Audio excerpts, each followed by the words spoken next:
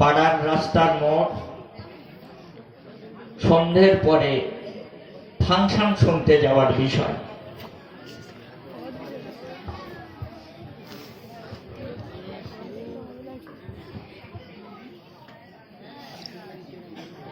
আসসালামু আলাইকুম।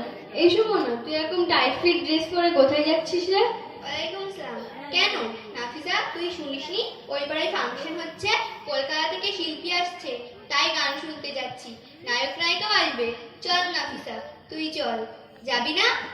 আস্তাগফিরুল্লাহ, আস্তাগফিরুল্লাহ। বোন, তুই একজন মুসলিম ঘরের সন্তান হয়ে একই কথা বলছিস। লজ্জা এবং ভয় দুটোই থাকা দরকার। তুই জানিস না আমাদের ইসলাম শরিয়াতে গান বাজনা উদ্যম সবই হারাম? আরে রাখ তোর হারাম টারাম, এটা মডার্ন যুগ, আমাদের ইয়াং বয়স। এই যুগে এই বয়সে এনজয় করতে হয়। আর জীবনটাতে এনজয় করতে হলে না যায় হারাম বলে এনজয় করতে হবে না। আর জীবন তো একটাই, তুই তো জানিস। কখন বুড়ো হব, মিথ্যা হবে শেষ। যত পারিস এনজয় কর।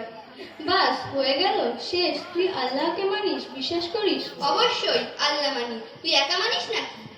দেখ সুমনা, তোকে রাগানোর জন্য বলছি না, তোকে একটা কথা বলি শোন। আরে রাখ তোর কথা, ওদিকে আমার ফাংশন শুরু হয়ে যাচ্ছে, আমি যাচ্ছি। বাই। আরে শোন, তোকে একটা কথা বলি। কি বলবি তাড়াতাড়ি বল, আমার দেরি হচ্ছে। বোন আমার, তুই একটু আগেই বললি আল্লাহকে মানিস, নবী সাল্লাল্লাহু আলাইহি সাল্লামকে বিশ্বাস করিস, কিন্তু তুই জানিস এই হাদিসটা? বল দেখি শুনি। আমাদের মহানবী সাল্লাল্লাহু আলাইহি সাল্লাম বলেছেন, যে বা যারা গান বাজনা শোনে, কাল কিয়ামতের দিন তাদের কানে গরম গলিত সীসা ঢেলে দেওয়া হবে। ভাবতে পারছিস কত বড় শাস্তি? ওমা, তুই কি বলছিস? আমার বুক কেঁপে উঠেছে। সত্যি?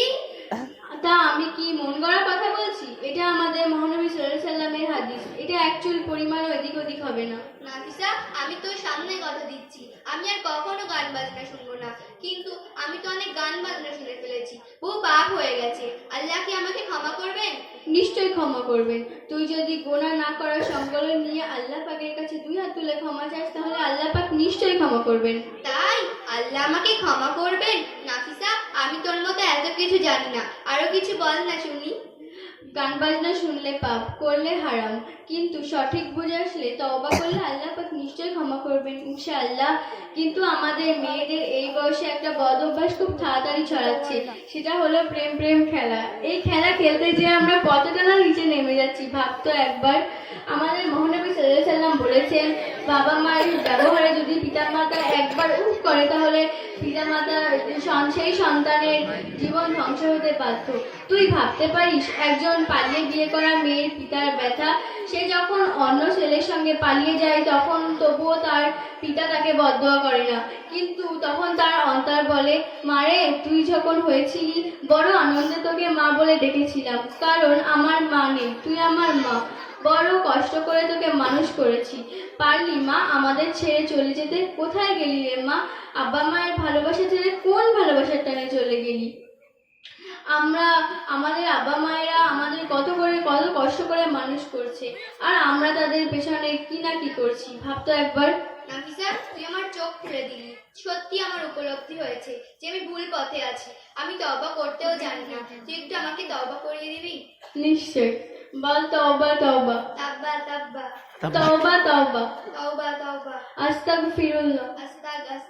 আস্তাগ নয়, আস্তাগফিরুল্লাহ। আস্তাগফিরুল্লাহ। রব্বি মিন কুল্লি। রব্বি মিন কুল্লি। রব্বি মিন কুল্লি। রব্বি মিন কুল্লি। জাম্বিউ। জামাবেউ। জামাবেউ নয়, জাম্বিউ। জাম্বিউ। ওয়াতুবু ইলাই। ওয়া তাবা। ওয়াতুবু ইলাই। ওয়া তুবু ইলাই। লা হাওলা। লা হালুয়া। লা হালুয়া নয়। ঠিক আছে, আমি তোকে পরে তওবা করিয়ে দেবো।